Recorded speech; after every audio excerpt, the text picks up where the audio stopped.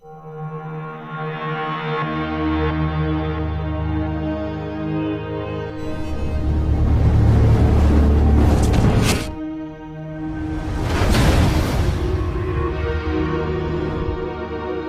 everyone, it's Mike from Faraday Research. It is Thursday night, and I just completed the baby Renegade.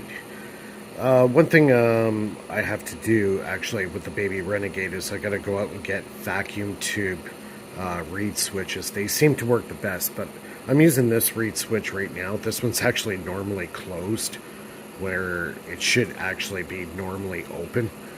But anyways, it works.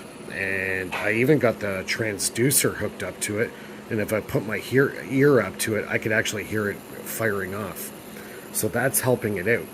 So if you haven't subscribed to the channel, bottom right hand corner, also give me a thumbs up at the end of the video if you like it.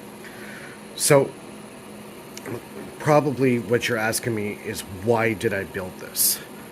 Well, this thing I hooked up last night, and I ran it for 6 hours off this battery, this 9-volt battery, which isn't even fully charged. It ran all night long. It did not stop. When I woke up in the morning for work, it was still running. So all in all, that's pretty impressive, I think. So making a micro pulse motor is extremely efficient. And the reason for it is the coil, and also the piezo, and also the transducer, or the reed switch. But the way I got it configured with this coil, I'm using 36 gauge wire. So you could put voltage in. You don't have to worry about the current, because I got the piezo there. That's creating the extra current to run the motor. So this thing is like ridiculously efficient to the highest order, like extremely efficient. Now the transducer, because I have no diode in here, I believe the back spike is actually charging the battery. So what I want to do is I'm going to pick up a 9-volt rechargeable, and I'm going to put it through its paces. So I'm going to fully charge it to 9 volts and just set it aside and let it go, and see how long that motor will actually run. Like, this thing's actually spinning pretty fast. This little magnetic reed switch I'm using right here, it's normally closed, but normally I would use normally open. But like I said, irregardless, it works. And does it ever work? Like, it's running so fast. You can also see that the light there is actually pulsating at a very quick rate. Now that's because of the piezo involved in this is helping that out. So yeah, very cool little project. I want to see if the back spike is actually charging that battery. So I think the next step is get a rechargeable 9-volt and see what happens with it. See if it stays charged. If it stays charged, that means this back spike that this is producing is enough to sustain the battery.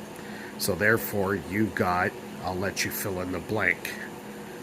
And if that's the case, what I want to do is scale this up to the point where I can attach it to the Renegade, the big guy, and that will charge its battery bank. So I will be using a lot more power, because if I can create a huge back spike using 36 gauge wire, I call this this setup the boomerang effect. And about 6 years ago, this was probably the first motor I built, the same kind of configuration without the piezo. I did not know about the piezo at that time. So pretty impressive. It turned out really good. I like it. I think it's kind of cute. But anyways, yeah, questions, comments below. My idea is to get a little dynamo like this built, that if I can create enough back spike, I can charge those batteries on the Renegade in the back there. And if that happens, I'm going to go see George Hathaway, and hopefully he'll be able to do a diagnostic test and find out what my system is, if it's over Unity or whatever. So yeah, leave your comments below. Also, in the description, I got my links for my Patreon page and also my PayPal donate. And yeah, we'll see everybody soon.